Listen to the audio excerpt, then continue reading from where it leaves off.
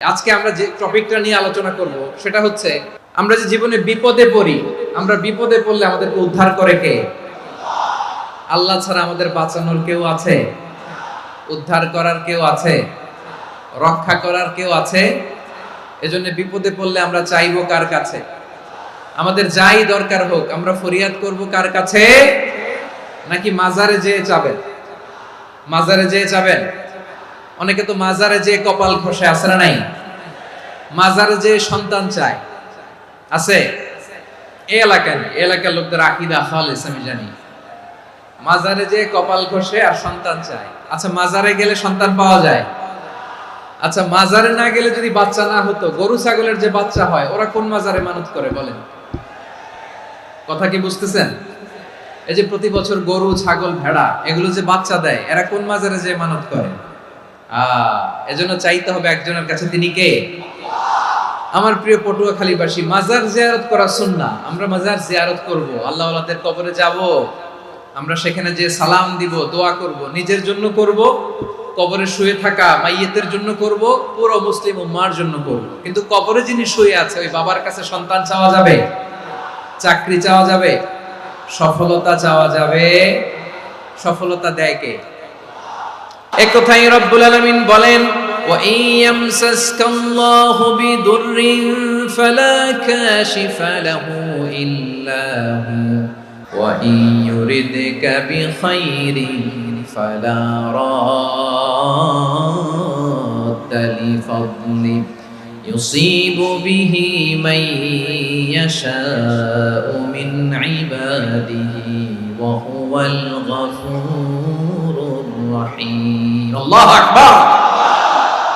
আল্লাহ বললেন, ওয়া ইয়ামসাসকাল্লাহু বিদুররিন ফালা কাশিফা লাহু ইল্লা হু। আল্লাহ যদি তোমাকে কোনো বিপদ স্পর্শ করায়, আল্লাহ যদি তোমারে কোনো বিপদে ফেলে দেয়, ওই বিপদ থেকে উদ্ধার করার তিনি ছাড়া আর কেউ নাই। জোরে বলেন ঠিক কিনা? তিনি যদি কোনো বিপদে ফেলেন, তিনি ছাড়া বিপদ থেকে উদ্ধার করার কেউ নাই। আর তিনি যদি তোমার প্রতি কোনো অনুগ্রহ করতে চান, ওই অনুগ্রহ ঠেকিয়ে দেওয়ার ক্ষমতাও কারো নাই। আল্লাহ যদি আপনার সফলতা দিতে চায়, পৃথিবীর কোন শক্তি ওই সফলতাকে থামাতে পারে? এজন্য আল্লাহ বললেন, খবরদার, চিন্তা আকীদা খালিস করে নাও। ওয়া ইয়ামসাসকাল্লাহু বিদুররিন ফালা কাশিফা লাহু ইল্লা হু। আল্লাহ বিপদে ফেললে বিপদ থেকে উদ্ধার করার কেউ থাকে না। আর আল্লাহ যদি তোমার প্রতি দয়া দেখাতে চান, অনুগ্রহ করতে চান, ওই অনুগ্রহকে প্রতিরোধ করার মতো ক্ষমতা কারো নাই। তিনি তার বান্দাদের মধ্য থেকে যাকে ইচ্ছা তাকে দেন, যত ইচ্ছা তত দেন। তিনি ক্ষমাশীল, তিনি মেহেরবান। সুবহানাল্লাহ। তিনি ক্ষমাশীল, তিনি মেহেরবান। তাহলে এই আয়াত থেকে আমরা বুঝতে পারলাম, আমরা যদি বিপদে পড়ি আমাদেরকে কেউ বাঁচাতে পারে না। আমার বাবা আমারে বাঁচাতে পারে, আমার মা আমাকে বাঁচাতে পারে, আমার বন্ধু আমারে বাঁচাতে পারে, আমার দলের কর্মী আমাকে বাঁচাতে পারে, আমার পীর সাহেব আমারে বাঁচাতে পারে। আমার পটুয়াখালীর ভাইয়েরা খেয়াল রাখবেন, বাঁচাতে পারে এক মহান সত্তা, উদ্ধার করতে পারে এক মহান সত্তা। চিৎকার করে বলুন, তিনি কে? আবার আল্লাহ বললেন, আম্মাই ইউজিবুল মুত্তাররা ইযা দাআহু ওয়া ইয়াকশিফুস সুআ ওয়া ইয়াজআলুকুম খুলাফাআল আরদ আইলাহুম মা'আল্লাহ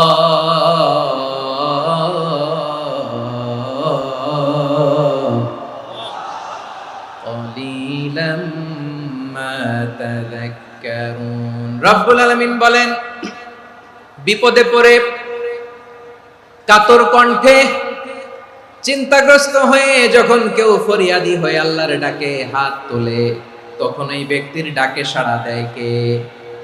বিপন্ন অবস্থায় আপনি যখন কেঁদে কেঁদে হাত তুলে আপনার দুঃখের কথা জানান, আপনি যখন ডাকেন তারে, তখন আপনার ডাকে সাড়া দেয় কে? আল্লাহ বলে, আমি সাড়া দেই। তোমাদের বিপদকে মুক্ত করে দেয় কে? ওই আল্লাহর সাথে কোন উপাস্য আছে নাকি? কিন্তু খুব অল্প সংখ্যক লোকই তোমরা উপদেশ গ্রহণ করো। কথাটা কার? তাহলে বিপন্ন মানবতা যখন কাঁদে, মানুষ যখন বিপদে পড়ে নিরুপায় হয়ে ফরিয়াদ করে, তার ডাক শোনার কেউ নাই, একজন ছাড়া। চিল্লায় বলেন তো তিনি কে? এজন্য আমরা ফরিয়াদের হাত কার দিকে তুলব? এবং খেয়াল রাখতে হবে, মাথার সাথে সেট করে নিতে হবে, আল্লাহ ছাড়া আমাকে উদ্ধার করার কেউ নাই। এই পৃথিবীতে কেউ আপন না প্রিয় ভাইরা। বিপদে পড়লে বোঝা যায় কেউ আপন না। আপন শুধু একজন মহান সত্তা, তিনি কে? বিপদে আপদে কেউ আমাদের বাঁচাতে পারে না, তরাতে পারে না, মুক্তি দিতে পারে না, উদ্ধার করতে পারে না, একমাত্র আমার প্রভু ছাড়া, আল্লাহ ছাড়া। চিল্লায় বলেন ঠিক কিনা? মাথার সাথে এটা সেট করে নিতে হবে যে আমাদের পুরো জীবনটাই পরীক্ষা। The life is a test. পুরো জীবনটাই পরীক্ষা। এই জীবনে বিপদ আসবে, আপদ আসবে, পরীক্ষা আসবে, সবার জীবনে এটা থাকে। এক একজনের পরীক্ষা এক এক রকম। আমার পরীক্ষা একরকম, মাসুদ ভাইয়ের পরীক্ষা একরকম, চৌধুরী সাহেবের পরীক্ষা একরকম, আপনার পরীক্ষা একরকম, ওনার পরীক্ষা আবার আরেক রকম। পুরো পৃথিবীটাই পরীক্ষা ক্ষেত্র, সবাই পরীক্ষা দিচ্ছি, কিন্তু কারো পরীক্ষা প্রশ্নের সাথে কারোটার মিল নাই। সুবহানাল্লাহ পড়বেন না? পুরোটাই পরীক্ষা ক্ষেত্র, সবাই পরীক্ষার্থী, কিন্তু প্রশ্নপত্র একটার সাথে আরেকটা মিলে না। One doesn't match the other. একজনেরটার সাথে আরেকজনেরটা মিলে না। কাউকে আল্লাহ তাআলা ধনী বানিয়ে পরীক্ষা করেন, আবার কাউকে আল্লাহ তাআলা গরিব বানিয়ে পরীক্ষা করেন, কাউকে আল্লাহ অসুস্থ বানিয়ে পরীক্ষা করেন। কেউ দেখবেন যে দুরারোগ্য ব্যাধিতে আক্রান্ত, ডাক্তার বলেছে আর সময় নাই, দুরারোগ্য ব্যাধি, ক্যান্সার, যার নেই কোনো অ্যান্সার, তার জন্য পরীক্ষা হচ্ছে এই রোগ। আরেক লোক দেখবেন তার আবার রোগ বালাই নাই, মাশাআল্লাহ, তাকে আল্লাহ তাআলা আর্থিক দৈন্যতা, দারিদ্রতা দিয়ে পরীক্ষা করছেন। এরকম আছে না নাই?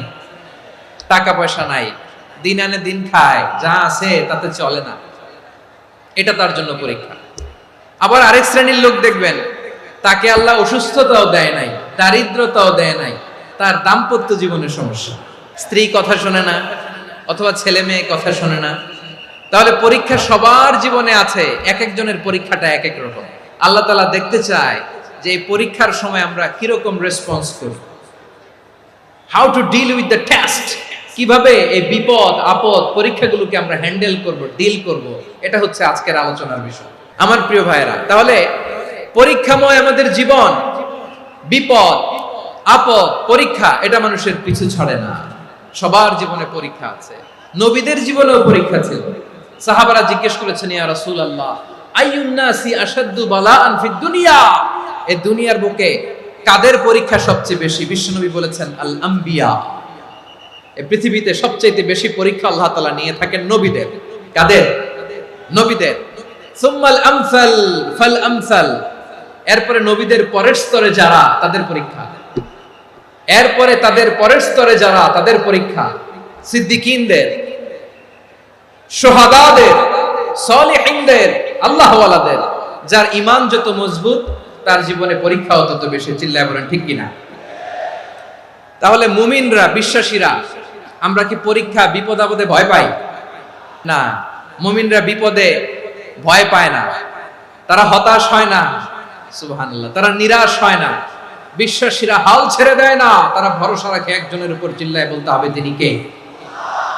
কারণ মুমিন জানে the grief isn't permanent, the test isn't permanent, the struggle in our life isn't permanent. আমাদের জীবনের দুঃখ, কষ্ট, স্ট্রাগল, এগুলো পার্মানেন্ট নয়। after every difficulties there is an ease. সব কষ্টের পরেই একটা সুখ আছে না নাই? রব্বুল আলামিন বলেন, ফা ইন্না মাআল উসরি ইউসরা, ইন্না মাআল উসরি ইউসরা, ভয় পেও না, চিন্তা করো না, কষ্টের সাথেই আমি রেখে দিয়েছি স্বস্তি। সুবহানাল্লাহ বলেন। মুমিন জীবনে বিপদ যত বেশি, কষ্ট যত বেশি, তার সামনে সফলতা তার চেয়েও বেশি। কারণ বিশ্বাসীরা জানে রাত্রি যত গভীর হয়, সুবহে সাদিকের সময় তত আগাতে থাকে। গর্ভবতী নারীর পেটের ব্যথা যত বাড়তে থাকে, ঘরে নতুন মেহমান আগমনের সময় ঘনাতে থাকে।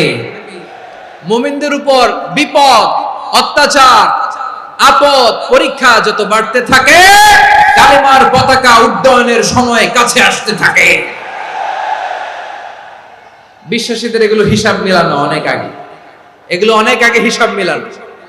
দুঃখের আধার শেষে সুখের আলো মিটি মিটি হাসে। চিল্লায় বলেন ঠিক কিনা? দুঃখের আধার শেষে আলোর প্রভাত হাসে, হতাশার কালো মেঘে যায় গো ভেসে, হতাশার কালো মেঘে যায় গো ভেসে, দুঃখের আধার শেষে আলোর প্রভাতে হাসে, হতাশার কালো মেঘে যায় গো ভেসে, হতাশার কালো মেঘে যায় গো ভেসে।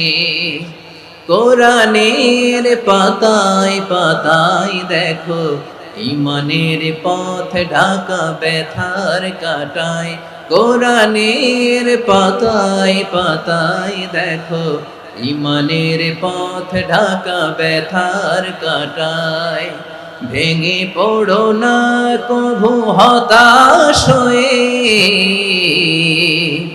ভেঙে পড়ো না কভু হতাশ হয়ে, জ্বলে পুড়ে খাঁটি সোনা হগো শেষে, জ্বলে পুড়ে খাঁটি সোনা হগো শেষে।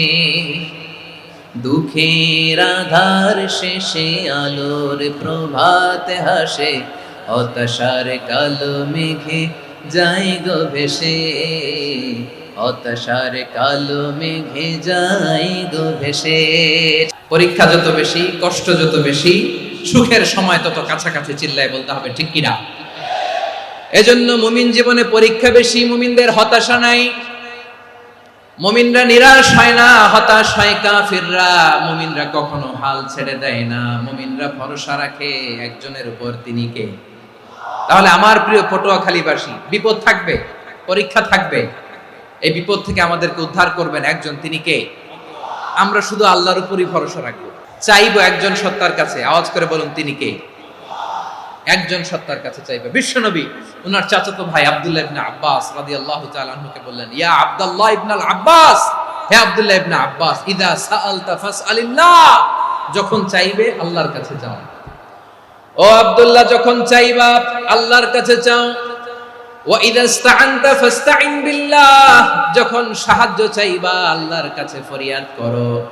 জেনে রেখো ও আব্দুল্লাহ, ওয়া'লাম আন্নাল উম্মাতা লাউ ইজতামাআত আলা আন ইয়ানফাউকা বিশাইইন লাম ইয়ানফাউকা ইল্লা বিশাইইন ক্বাদ কাতাবাহু আল্লাহু লাক। ও আব্দুল্লাহ, জেনে রেখো, মনে রেখো, গোটা বিশ্বের সবাই মিলে যদি তোমার উপকার করতে চায়, ততটুকুই তারা করতে পারবে যতটুকু আল্লাহ তোমার নসিবে সেটা লিখে রেখেছে। ঠিক কিনা বলেন? আর যদি গোটা বিশ্বের সবাই মিলে তোমার বিরুদ্ধে কনস্পাইরেসি করে, ষড়যন্ত্র করে, গোটা বিশ্বের সবাই মিলেও যদি তোমার ক্ষতি করতে চায়, ততটুকুই শুধু পারবে যেটা আল্লাহ তোমার জন্য বরাদ্দ রেখেছে। যতটুকু আল্লাহ তাআলা তোমার জন্য বরাদ্দ রেখেছে অতটুকুই ক্ষতি করতে পারবে, আর এক চুল বেশিও করতে পারবে না, কমও করতে পারবে না। চিল্লায় বলেন ঠিক কিনা। এজন্য আমরা চাইবো কার কাছে?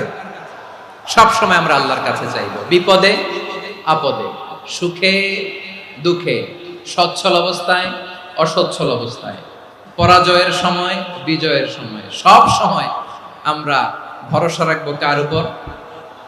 সবাই বলুন। একদল লোক আছে যারা বিপদে পড়লে আল্লাহরে ডাকে, বিপদ আসলে আল্লাহরে ডাকে, বিপদ নাই আল্লাহও নাই। বিপদে পড়লে নামাজ পড়ে, বিপদও নাই নামাজও নাই। বিপদে পড়লে জিকির করে, বিপদ যখন চলে যায় ওদের জিকিরও বন্ধ হয়ে যায়। এরকম আছে না নাই? কিছু লোক দেখবেন পরীক্ষা আসলে নামাজ পড়ে, দেখবেন পরীক্ষার সময় নামাজ পড়ে, পরীক্ষাও নাই নামাজও আছে। এরকম কিছু লোক আছে অসুস্থ হলে আল্লাহরে বড্ড ভালোবাসে, আল্লাহরে খুব ডাকে। অসুস্থ হইলে অসুস্থতাও নাই, আল্লাহ স্মরণও নাই। দেখবেন কিছু লোক নির্বাচন আসলে খুব আল্লাহওয়ালা হয়ে যায়, তখন দেখবেন মাথার মধ্যে হেজাব লাগায়, পাঞ্জাবি লাগায়, আল্লাহওয়ালা হয়ে যায়। নির্বাচনও নাই, এরপরে আল্লাহর কথাও নাই। আছে না নাই? না, এরকম হওয়া যাবে না। সব সময় আমরা আল্লাহরে ডাকবো, বিপদে আপদে সব সময় ভরসা রাখবো আমরা একজনের উপর। আওয়াজ করে বলেন, তিনি কে? এ কথায় আল্লাহ তাআলা আমাদের চোখে আঙ্গুল দিয়ে জানিয়ে দিলেন, ফাইদা রাকিবু ফিল ফুলকি দা'আউল্লাহা মুখলিসিনা লাহুদ্দিন ফালাম্মা নাজ্জাহুম ইলাল বাররি ইযা হুম ইউশরিকুন। আল্লাহ বলে একদল লোক আছে, তারা যখন নৌযানে চড়ে, জলযানে চড়ে, সাগরের মধ্যে যখন জাহাজে চড়ে, লঞ্চে চড়ে, তারা যখন তুফানের সম্মুখীন হয় তখন তারা আল্লাহরে বড্ড বেশি ডাকে, একান্ত ভাবে ডাকে, বিশুদ্ধ চিত্তে ডাকে। আবার তুফান থেকে তাদেরকে সেফ জোনে নিয়ে, নিরাপদ জোনে নিয়ে যখন বন্দরে আমি আল্লাহ তাদেরকে ভিড়িয়ে দেই, ওই লোকগুলো আবার আমি আল্লাহর সাথে শিরিক করে। এরকম আছে না নাই? জাহাজে উঠছে, সাগরের মাঝখানে তুফান, ওই সময় দেখবেন আল্লাহ কারে কয়।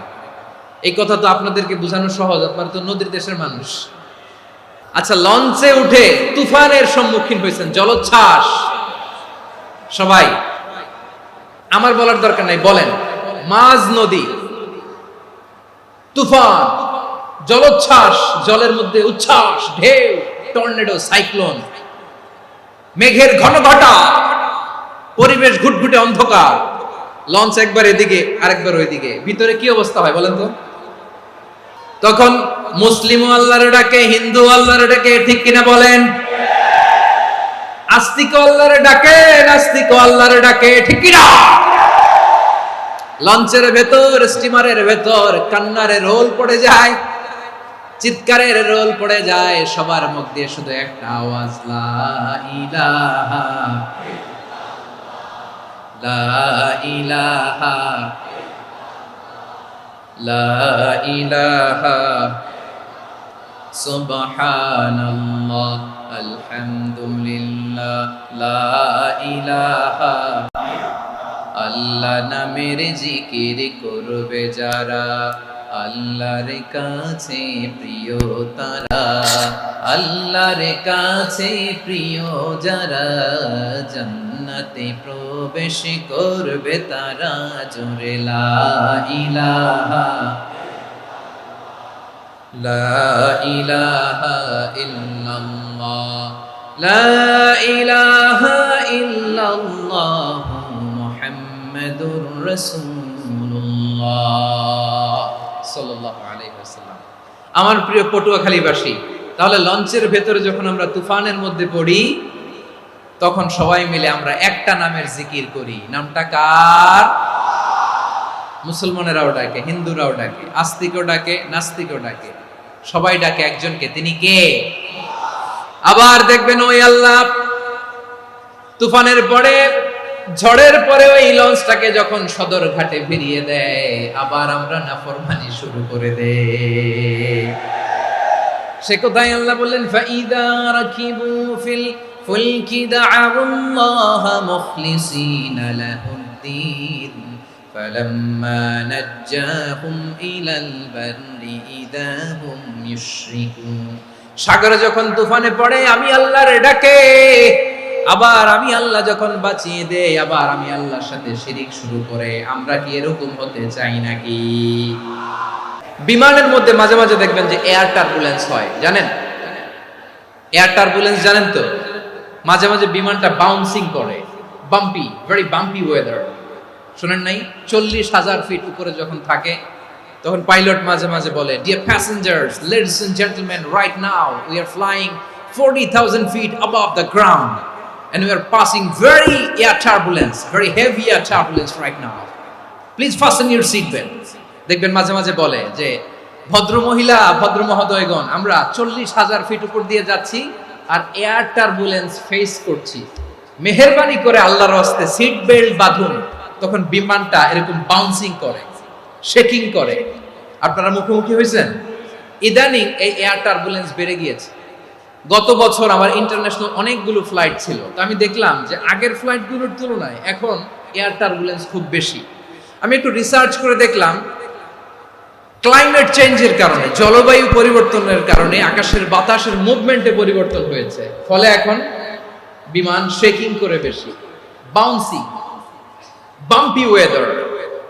তো বলেন তো, 40,000 ফিট উপরে যখন আপনি, কয় হাজার ফিট? 40,000 ফিট উপরে যখন আপনি, তখন যখন বিমানটা এরকম বাউন্সিং করে, সবাই যখন ভমিটিং করে বিমান নষ্ট করে দেয়, বমি করে, তখন বাঁচানোর কে আছে আল্লাহ ছাড়া? কেউ আছে? ওই মুহূর্তেও সবাই মিলে একজনের ডাকে আওয়াজ করে বলেন, তিনি কে?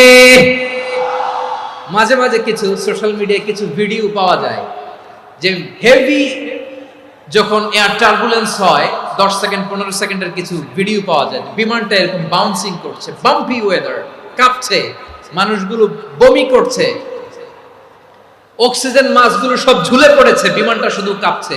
তখন দেখবেন বিমানের ভেতরেও এরকম লঞ্চের মতো চিৎকার আছে না নাই? বিমানের ভেতরেও তখন চিৎকার। গত বছর হিথ্রো এয়ারপোর্ট থেকে সিঙ্গাপুর এয়ারলাইন্সের একটা ফ্লাইট, হিথ্রো টু চাঙ্গি, একটা ফ্লাইটে এমন বেশি এয়ার টার্বুলেন্সের শিকার হয়েছিল ওই এয়ারক্রাফটটা, 33 জন যাত্রী সেখানে আহত হয়েছে, একজন যাত্রী নিহত হয়েছে। কেবিন ক্রুজ, এয়ার হোস্টেস যারা আছে, একজনের নাক ফেটে, চোখ ফেটে, কপাল ফেটে, ব্লিডিং হয়ে শয়লা। প্রিয় ভাইরা, 40,000 ফিট উপরে বিমানটা যখন কাঁপবে তখন আমাদেরকে আল্লাহ ছাড়া আর কেউ বাঁচানোর আছে? এত আসতে বললে হবে? ওই কঠিন মুহূর্তে আমার বাবা আমারে বাঁচাতে পারে, আমার বন্ধু আমারে বাঁচাতে পারে। এই গ্রাউন্ডে, জমিনের বুকে আমার প্রোটোকল, আমার ক্ষমতা, আমার দাম্ভিকতা কোনো কিছু আমারে বাঁচাতে পারে একজন ছাড়া। চিল্লায় বলতে হবে, তিনি কে? সে আল্লাহ বললেন, গোলাম আমি বিপদের সময় ঠিকই তোমাদের বাঁচিয়ে দেই। ওই বিমানের ভেতরে 40,000 ফিট উপরে যখন তোমরা এয়ার টার্বুলেন্সের শিকার হও, তখন নাস্তিকও আল্লাহরে ডাকে, হিন্দু আল্লাহরে ডাকে। জোরে বলেন ঠিক কিনা? আবার বিমানটা যখন শান্ত হয়ে যায়, একটু পরেই বিমানের স্ক্রিনের মধ্যে হিন্দি সিনেমা খোঁজে। বিমানের স্ক্রিনে কিন্তু বিশাল ওখানে আফলাম ফিল্মের একেবারে বোঝাই করা। বিমানটা শান্ত হলে আবার হিন্দি সিনেমা দেখা শুরু করে। একটু আগে ডাকছিল কারে? দেখবেন বাংলাদেশে আমাদের ক্রিকেটাররা যখন অন্য কোনো দেশের সাথে খেলে, অনেক সময় এমন হয় বল বাকি একটা, রান দরকার 6টা। বল বাকি কয়টা? রান দরকার।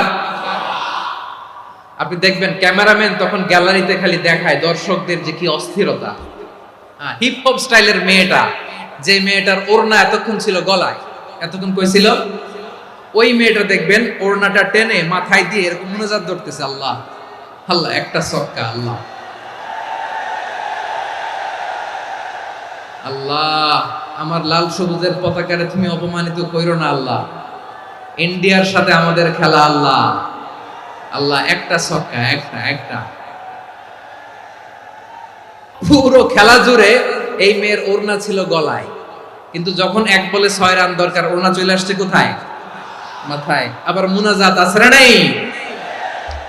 ঠিকই বাংলাদেশের দামাল ছেলে এমন এক শট মারলো, বল চলে গেল স্টেডিয়ামের বাইরে, ছক্কা, জিতে গেলাম আমরা। পুরো স্টেডিয়াম জুড়ে চিৎকার, হই হুল্লোড়, মौज মাস্তি। যেই মেয়েটা মাথার মধ্যে ওড়না দিয়ে এতক্ষণ সুবহানাল্লাহ সুবহানাল্লাহ বলে আল্লাহর কাছে দোয়া করেছে, ওই মেয়ে এখন আবার ওড়না ফেলে দিয়ে নাচা শুরু করে দিয়েছে। তাহলে আল্লাহর ভয়, আল্লাহর প্রতি আস্থা, বিশ্বাস, ভালোবাসা, এটা কি ক্ষণিকের জন্য? মানে আমার যখন লাগবে তখন আল্লাহর ইউজ করব নাকি? হ্যাঁ, বিপদে আপদে, সুখের সময় দুঃখের সময়, সচ্ছল অসচ্ছল অবস্থায় বিশ্বাসীরা ভরসা রাখে একজনের উপর। চিৎকার করে বলে, পটুয়াখালী তিনি কে? সে আল্লাহ বললেন, গোলাম মনে করো না জাহাজ থেকে সদরঘাটে ভিড়িয়ে দিলাম, তুমি নিরাপদ হয়ে গেছো। মনে করো না 40,000 ফিট থেকে সেফ ল্যান্ডিং এর পরে এয়ারপোর্টে নেমে গেলেই তুমি নিরাপদ হয়ে গেছো। ও মিয়া, বিপদ কি শুধু সাগরে আর আকাশে? ঘরের ভেতরও বিপদ আসতে পারে কি পারে না? এজন্য সূরা মুলকে আল্লাহ বললেন, আমিনতুম মান ফিস সামাই আন ইয়াখসিফা বিকুমুল আরদা ফাইযা হিয়া তামুর। আল্লাহ বললেন, তোমরা কি ভেবেছো তোমরা নিরাপদ? আমি চাইলে ল্যান্ডস্লাইডস, ভূমি ধস দিয়ে 1 লক্ষ 1 মুহূর্তে নিয়ে যেতে পারি। এক সুনামি দিয়ে থাপ্পড় মেরে 3 লক্ষ সাগরের ভেতরে ঢুকায় দিতে পারি। 1 সেকেন্ডও লাগে না আমার। أم أمنتم من في السماء أن يرسل عليكم حاصبا فستعلمون كيف نذير। আল্লাহ চাইলে আকাশ থেকে পাথর বৃষ্টি নাজিল করতে পারেন কি পারেন না? এই মুহূর্তে এখানে ভূমিকম্প দিতে পারেন কি পারেন না? আচ্ছা, ভূমিকম্প যখন হয় আমাদের কারো হুঁশ থাকে? আপনি মনে করছেন আমরা সাধারণ মানুষ, আমরা দৌড় দেই, আর প্রেসিডেন্ট প্রধানমন্ত্রী ওনারা বুঝি খাটে শুয়ে থাকে? ভূমিকম্প, আর্থকোয়েক যদি হয়, বাঁচার জন্য আমরা কি করি? হয় খাটের তলায়, ডাইনিং টেবিলের নিচে, উপরে শক্ত কিছু আছে এটার নিচে, অথবা ঘর থুইয়া দেও দৌড়। তো প্রধানমন্ত্রী উনি কি করে? প্রেসিডেন্ট উনি কি করে? হ্যাঁ, উনি খাটের মধ্যে যে শুয়ে থাকে নাকি? উনিও দৌড়, সাধারণ মানুষও দৌড়, প্রধানমন্ত্রীও দৌড়, বাড়িওয়ালাও দৌড়, ভাড়াটিয়াও দৌড়, সবাই দৌড়। নাকি ভাড়াটিয়ারা বাড়ি থুইয়া দৌড়, বাড়িওয়ালারা আর বেরোয় না? এরকম না। তাহলে যে কোনো মুহূর্তে ভূমিকম্প দিয়ে নাস্তানাবুদ করতে পারে কে? আমার প্রিয় ভাইয়েরা, আমরা নিরাপদ নই, আমরা তার দয়ায় বেঁচে আছি। কার দয়ায়? এজন্য আল্লাহ বললেন, গোলাম, যে কোনো মুহূর্তে বিপদ দিয়ে তোমাদেরকে নাস্তানাবুদ করতে পারি। বিশ্বাসী বলে যদি নিজেকে দাবি করো, সব সময় ডাকতে হবে একজন সত্তাকে। বলেন তিনি কে? আপদ থেকে, পরীক্ষা থেকে, ক্যালামিটি থেকে আমাদেরকে কেউ বাঁচাতে পারে না, একজন সত্তা ছাড়া। আবারও বলেন তো তিনি কে? এবার আমরা দেখি বিষ্ণু ইসা ইসলামের জীবনে বিপদ আপদ ছিল কিনা।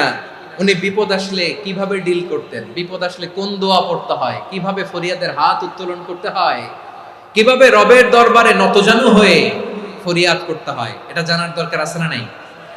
আসুন আমরা বিষ্ণুনবীর জীবনী থেকে দেখি বিপদ আসলে উনি কি করতেন। বিপদ আসলেই প্রথমে বিষ্ণুনবী সাল্লাল্লাহু আলাইহি ওয়াসাল্লাম একটা দোয়া পড়তেন।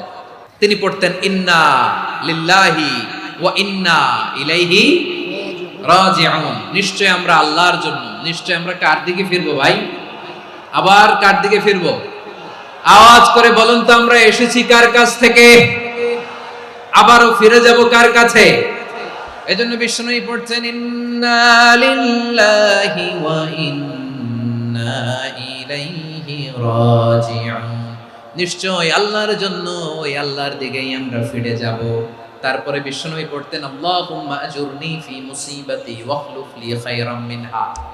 একসাথে প্রথমে পড়তেন ইন্না লিল্লাহি ওয়া ইন্না ইলাইহি রাজিউন, তারপর পড়তেন আল্লাহুম্মা আজুরনি ফি মুসিবাতি ওয়াখলুফ লি খায়রাম মিনহা। মানে আল্লাহ, এই যে আমি বিপদে ধৈর্য ধারণ করলাম, এটার সব তুমি আমারে দাও, আর যেটা হারালাম এর চেয়ে ভালো কিছু দিয়ে মেকআপ করে দিও, ভালো কিছু দিয়ে বদল করে দিও। সুবহানাল্লাহ পড়েন। তাহলে বিপদ আসলে আমরা কি পড়ব? এদেশে পরস্পরে দেখা হলে দেয় সালাম, এদেশে আমজনতার হৃদয় জুড়ে পাক কালাম, এদেশে বিপদ এলে সর্বজনে সর্বক্ষণে দোয়া পড়ে ইন্না লিল্লাহ। কি পড়ে? সুবহানাল্লাহ সুবহানাল্লাহ সুবহানাল্লাহ সুবহানাল্লাহ। এদেশে আজান শুনে সূর্য ওঠে শহর গ্রামে, এদেশে আজান শুনে সূর্য ডুবে সন্ধ্যা নামে, এদেশে সকল কাজে সবাই বলে বিসমিল্লাহ, এদেশে ভালো কিছু দেখে শুনে হাসি মুখে সবাই বলে মাশাআল্লাহ। তাহলে বিপদ এলে আমরা কি পড়ি? তাহলে বিপদ এলেই আমরা এখন থেকে ইন্না লিল্লাহ পড়ব, নাকি হাই হুতাশ করবেন? একদল আছে হাই হুতাশ করে, হায় আল্লাহ রে, মোর কি হইল রে, মুই কি হরমু রে, মুই কমবে যামু রে, এরকম বিলাপ করতে নিষেধ করেছেন বিশ্বনবী।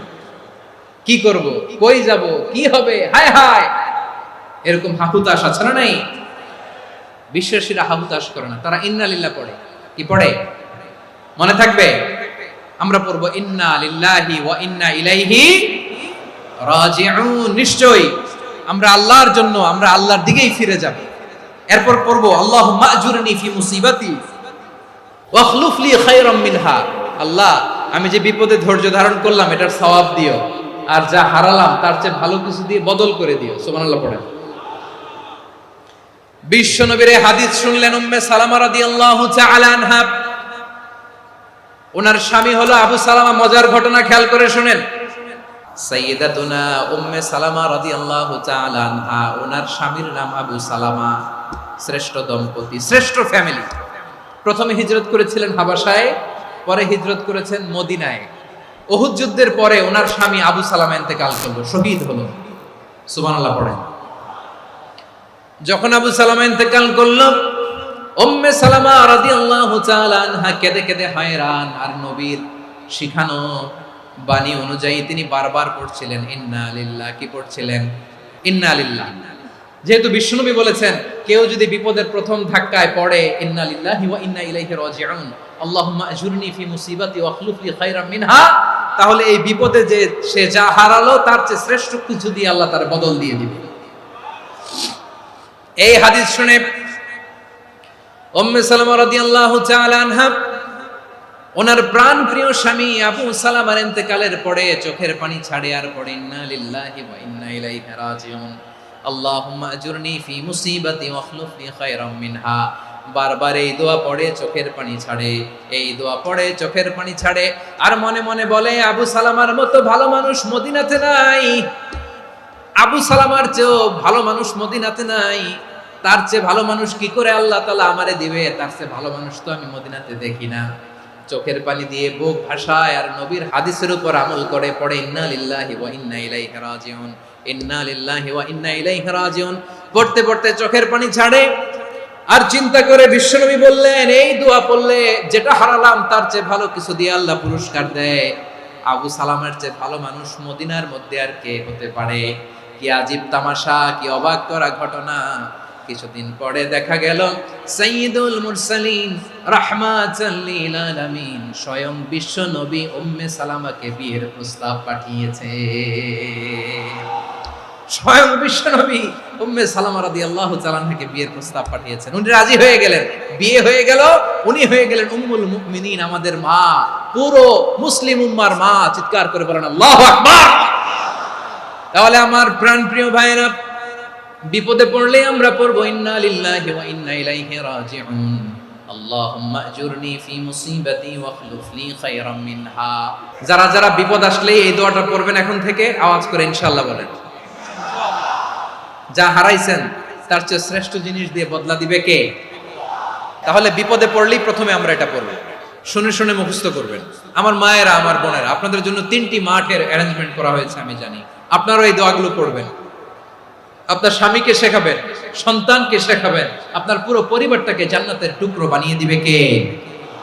তাহলে বিপদ আসলে প্রথমে কি পড়তে হবে এটা জেনে গেলাম। এরপরে বিপদ আসলে নিজেকে কি করে আল্লাহর কাছে সঁপে দিতে হয় এটাও জানার দরকার আছে না নাই?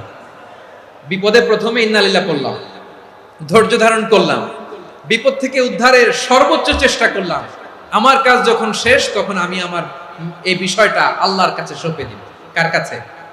বিপদে বললে কেমন করে নিজেকে আল্লাহর কাছে সঁপে দিতে হয় আসুন সাইয়েদনা ইব্রাহিম আলাইহিস সালামের জীবনী থেকে জানি। আল্লাহর খলিল ইব্রাহিম আলাইহিস সালাম আমাদের মতো সমাজ ব্যবস্থা পায় নাই। আমরা জন্মের পরে আমাদের কানের ভেতরে আজান দিয়েছে কে? একামত দিয়েছে কে? আমাদের বাপ-দাদারা আমাদের কানে আজান দিয়েছে কি দেয় নাই? আমাদের জন্মের পরেই তো আজান, একামত, বাড়ির পাশে মসজিদ, প্রতিদিন আজান, জুমার খুতবা, প্রতি মাসে মাসে তাফসীরুল কোরআন মাহফিল, মসজিদ, মিনারা, অভাব নাই। ঠিক কিনা বলে?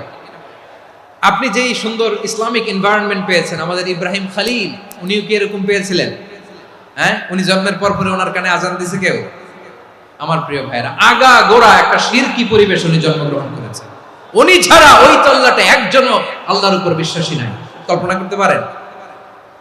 গোটা তল্লাটে, গোটা দেশে বিশ্বাসী মুমিন, আল্লাহর উপর বিশ্বাস স্থাপনকারী কয়জন? সবাই বলেন কয়জন? বাকি সব মুশরিক। বাকি সব মুশরিক নিজের সাথে নিজে শক্ত বোঝাপড়া করে, অ্যানালজি করে, সেলফ কনভারসেশন করে উনি মহা সত্যের সন্ধান পেয়েছে। উনি আকাশের তারা দেখে ভাবে মনে হয় এটাই আমার খোদা, পরে দেখে তারা নাই, মনে মনে বলে না তাইলে এটা না।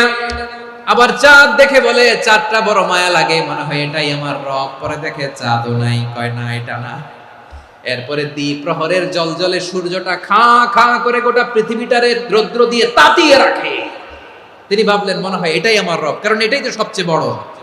কিন্তু বিকেল বেলা ওই সূর্যটাও যখন চলে যায়, সাইয়েদনা ইব্রাহিম বলে না এটাও তো নাই, আমার খোদা যদি আমারে ছেড়ে চলে যায়, বিপদে পড়লে আমারে উদ্ধার করবে কে? এভাবে নিজের সাথে অ্যানালজি, সেলফ কনভারসেশন করতে করতে করতে তিনি মহা সত্যের সন্ধান পেয়েছেন। সুবহানাল্লাহ। সব শেষে তিনি ডিসিশন নিয়ে ঘোষণা দিলেন, ইন্নী ওয়াজ্জাহাতু ওয়াজহিয়া লিল্লাযী ফাতারাস সামাওয়াতি ওয়াল আরদা হানিফান ওয়া মা আনা মিনাল মুশরিকিন।